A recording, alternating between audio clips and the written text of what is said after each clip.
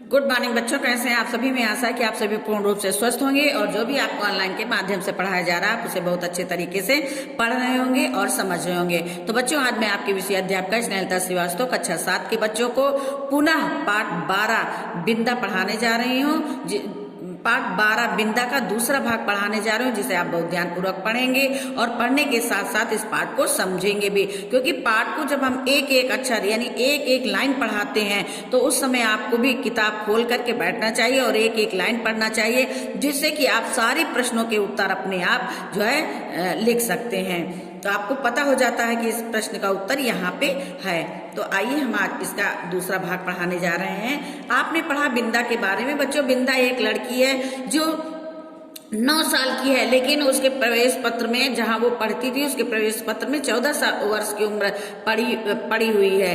तो जो है जब दाखिला उसका होता है तो वहाँ की प्रिंसिपल उसको वापस कर देती हैं और लड़की को देख करके कहती हैं कि ये तो अभी 9 वर्ष की है और 14 वर्ष का इसमें है, इसकी उम्र पड़ी है, तो इसलिए इसकी उम्र घटा दीजिए, नहीं आगे आने वाले समय में जो है बहुत परेशानी होगी। बच्चों, बिंदा की माँ मर जाती है, उसकी सौतेली माँ आती है, वो उसको बहुत कष्ट देती है, इतना कष्ट देती है, सारा दिन उससे काम करवाती है, डांटती है, फटकारती है, मरने ये भी कहती है कि तुम कब मरोगी, और उसकी कोई परवाह नहीं करती, ना खाने की ना पीने की, या उसके शरीर में कोई कष्ट है उसकी भी कोई जो है देख रेख नहीं करती है, और अपने बेटे की खूब सेवा करती है, अपना भी सेवा करती है और उस छोटी से बालिका से भी करवाती है। बच्चों, जब उस बालिका की उम्र खेलने खाने की होती है, मौज मस्ती की होती है, उस समय वो बालिका एक नौकरानी बन के उस घर में, अपने ही घर में नौकरानी बन के रह रही है और उसकी और अपनी सौतेली माँ के व्यवहार से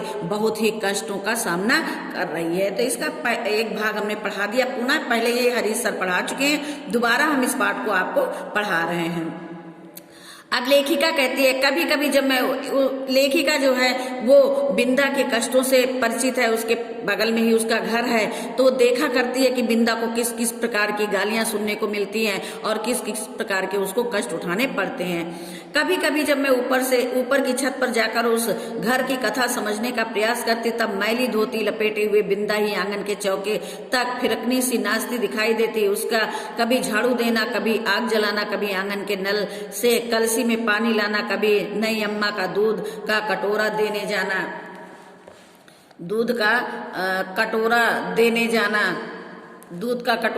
जाना बाजीगर के तमाशा जैसा लगता था, क्योंकि मेरे लिए तो वे सब कार्य असंभव थे। पर जब उस विस्मित कर देने वाले कौतुक की उपेक्षा कर पंडिताइन चाची का कठोर स्वर गूंजने लगता, जिसमें कभी कभी पंडित जी की घुड़की का पुट भी रहता था, तब ना जाने किस दुख की छाया मुझे घेरने लगती थी, जिसकी सुशीलता का उदाहरण देकर मेरे नटखटपन को रोका जाता था। वही बिंदा घर में चुपके चुपके कौन सा नटखटपन करती रहती, इसे बहुत प्रयत्न करके भी मैं न समझ पाती थी। मैं एक भी काम नहीं करती थी और रात दिन उधम मचाती रहती, पर मुझे तो माँ ने न मर जाने की आज्ञा दी और ना ही आंखें निकाल लेने का भय दिखाया।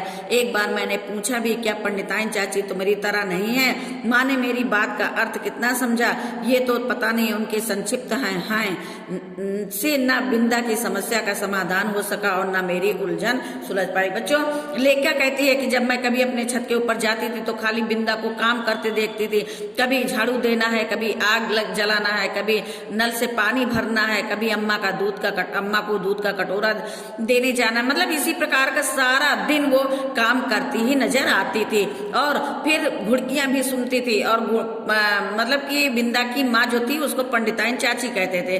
तो जो पंडिताइन चाची थी तो वो तो घुड़की देती थी, वो तो उसको भला बुरा कहती थी। बच्चों, बिंदा का जो पिता था वो भी उसको घुड़की देता था, यानी कि सौतेली माँ जो कहती थी वही उसको भी दिखाई देता था। वो अपनी बेटी के कष्टों को नहीं देख पाता था, तो इस प्रकार वो भी उसे डांटता था।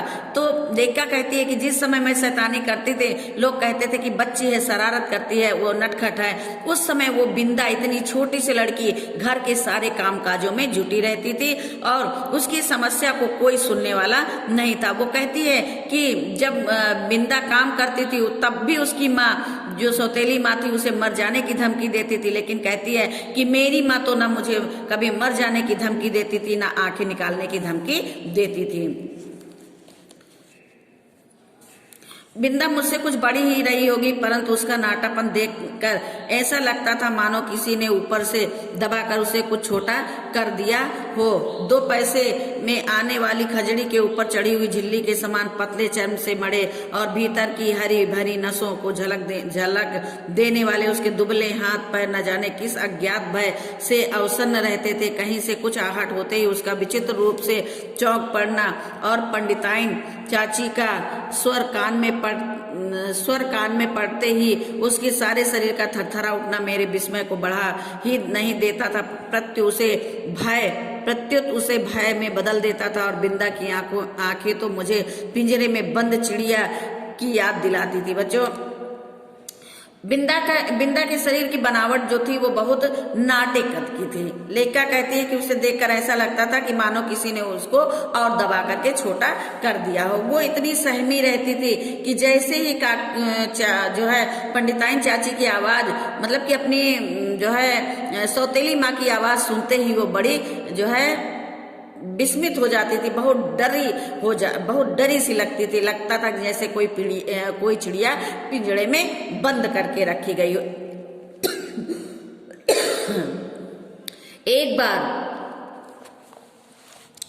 बार जब 2-3 करके तारे गिनते गिनते उसने एक चमकीले तारे की ओर उंगली उठाकर कहा, वह रही मेरी अम्मा। पूछने पर बिंदा ने अपने ज्ञात कोष में से कुछ कण मुझे दिए और तब मैंने समझा कि जिस अम्मा को ईश्वर बुला लेता है, वो वह तारा बनकर ऊपर से बच्चों को देखती है और जो बहुत सज धज से घर में आती है वो बिंदा की नई अम्मा जैसी होती है। मेरी बुद्धि सहज ही पराजय स्वीकार करना नहीं जानती थी। इसी से मैंने सोच कर कहा, तुम नई अम्मा को पुरानी अम्मा क्यों नहीं कहती? फिर वे ना नई रहेंगी और ना डांटेंगी। बच्चों, एक बार लेखिका के साथ बिंदा को जो है थोड़ा समय मिला तो उसने तारे गिनते गिनते कहा कि जो चमकीले तारे दिखाई दे रहे हैं उनमें से एक मेरी अम्मा है। उसके कहने का तात्पर्य था कि जो लोग मर जाते हैं वो आकाश में तारे बन करके चमकते हैं, उनमें से एक मेरी अम्मा भी है। तो लेखिका कहती है कि मैंने उसे समझाया कि तुम ये जो है अपनी जो नई अम्मा है उनको पुरानी अम्मा क्यों नहीं मान लेती हो? जब तुम पुरानी अम्मा उनको मान लोगी तो फिर वो ना तुम्हारे लिए नई रहेंगी और ना तुम्हें डांटेंगी। बिंदा को मेरा उपाय कुछ जचा नहीं, क्योंकि वह तो अपनी पुरानी अम्मा को खुली पालकी में लेट कर जाते और नई को बंद पालकी में बैठकर आते देख चुकी थी, अतः किसी को भी पदच्युत करना उसके लिए कठिन था। बच्चों, बिंदा थोड़ा समझदार थी। वो अपनी नई माँ को पुरानी माँ नहीं मान सकती थी, क्योंकि उसने जो है लेखिका का समझाया हुआ उसकी कुछ समझ में नहीं आया, क्योंकि उसने अपनी पुरानी अम्मा को पालकी में लेट कर, यानी कि जब व्यक्ति मर जाता है तो उसे जिस खाट पे लिटा के ले जाया जाता है उसे उसने देखा था और अपनी नई अम्मा को बंद पालकी में आते हुए देखा था, इसलिए वो इस सच को स्वीकार करना नहीं चाहती थी। पर उसकी कथा से मेरा तन और मन सचमुच आकुल हो उठा। अतः उसी रात को मैंने माँ से बहुत अनुनय पूर्वक कहा, तुम कभी तारा न बनना, चाहे भगवान कितना ही चमकीला तारा बनावे। माँ बेचारी मेरी विचित्र मुद्रा पर विस्मित होकर कुछ बोल भी न पाई थी कि मैंने अकुंठित भाव से अपना आशय प्रकट कर दिया, नहीं तो पंडिताइन चाची जैसी नई अम्मा पालकी में बैठकर आ जाएंगी और फिर मेरा दूध बिस्कुट जलेबी सब बंद हो जाएगा और मुझे बिंदा बनना पड़ेगा।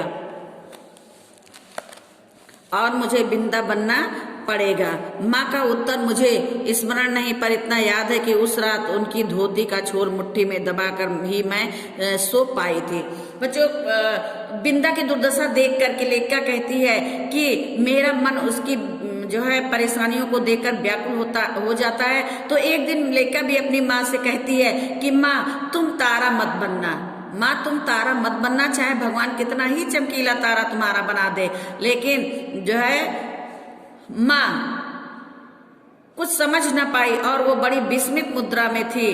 और तब जो है फिर लेखिका कहती है कि यदि तुम तारा बन गई तो मेरा दूध बिस्कुट जलेबी सब बंद हो जाएगा। और जैसे बिंदा की माँ बिंदा की नई माँ बिंदा के ऊपर अत्याचार करती है, उसी तरह मेरी भी कोई नई माँ आएगी और मेरे ऊपर इतना अत्याचार करेगी। तो बच्चों लेखिका कहती है कि मुझे ये तो याद नहीं कि मेरी माँ ने क्या उत्तर दिया, लेकिन लेखिका रात भर अपनी माँ की धोती का छोर पकड़ के ही सो पाई। तो बच्चों इस प्रकार ये जो है आपका पाठ, आपके ये पाठ जो पाठ 12 बिंदा का दूसरा भाग यहीं पे समाप्त होता है। अब इसका अगला पाठ हम आपको पढ़ाएंगे दूसरे टर्न में। तो बच्चों ये पाठ आपका यहीं पे समाप्त होता है। धन्यवाद।